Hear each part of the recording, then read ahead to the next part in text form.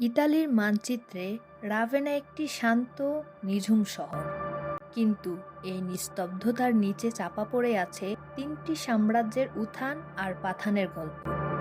Roman সম্রাট, Gothic রাজা এবং বাইজেন্টাইন শাসকরা এখানে তাদের চিহ্ন রেখে গেছেন পাথরের তৈরি এমন এক ভাষায় যা আজও আমাদের বিস্মিত করে। আজ আমরা সেই চিরন্তর মোজাইক আর প্রকৃতির রহস্যময় হাতছানির খোঁজে বেরোব। এই গির্জার ভেতরে পা রাখা মানে অন্য এক জগতে প্রবেশ করা।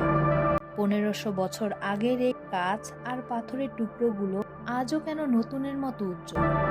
রহস্যটা লুকিয়ে আছে তাদের তৈরি কৌশলে। প্রতিটি কাচের টুকরো নির্দিষ্ট কোণে বসানো হয়েছে যাতে মোমবাতির আলোয় সেগুলো জীবন্ত হয়ে ওঠে। থিওডোরা চোখের দিকে তাকান। ঐতিহাসিকরা বলেন এই মোজাইকের গভীরে লুকিয়ে আছে রাজনৈতিক ক্ষমতা, লড়াই আর এক গোপন ধর্মতাত্ত্বিক বার্তা। এগুলো শুধু ছবি নয়, এগুলো এক সময়ের প্রোপাগান্ডা আর আধ্যাত্মিকতার সংমিশ্রণ। ফ্লোরেন্স থেকে নির্বাসিত হয়ে মহাকবি দান্তে আলিঘিয়েরি এখানে আশ্রয় নিয়েছিলেন।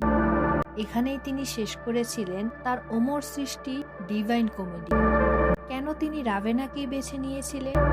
সম্ভবত এখানকার নির্জনতা আর প্রাচীনত্বের মাঝে তিনি স্বর্গ আর নরকের প্রতিচ্ছবি খুঁজে পেয়েছিলেন।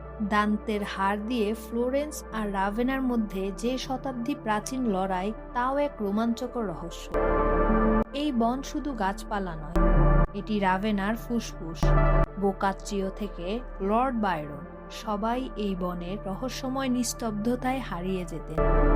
কথিত আছে এই বনের ছায়ায় হাঁটলে অতীতের অতৃপ্ত আত্মাদের ফিসফিসানি শোনা যায়।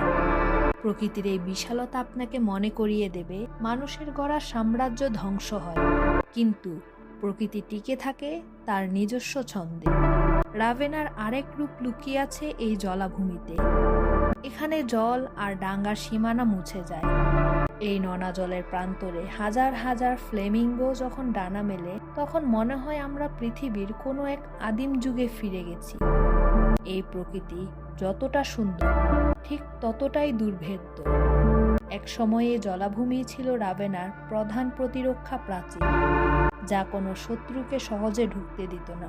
রাভেনা এমন এক শহর যা আপনাকে দ্রুত হাঁটতে দেবে না। এখানে প্রতিটি গলি, প্রতিটি পাথর আপনাকে থামিয়ে দেবে।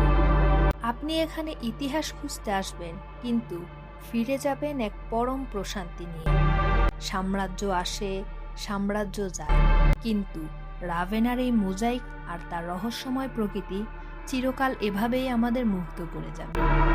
ভিডিওটি ভালো লাগলে লাইক করুন, কমেন্ট করুন, শেয়ার করুন। ফেসবুক থেকে দেখে থাকলে ফলো দিন এবং ইউটিউব থেকে দেখে থাকলে সাবস্ক্রাইব করুন। দেখা হচ্ছে পরবর্তী কোনো ভিডিওতে। সেই পর্যন্ত ভালো থাকুন, সুস্থ থাকুন। আল্লাহ হাফেজ।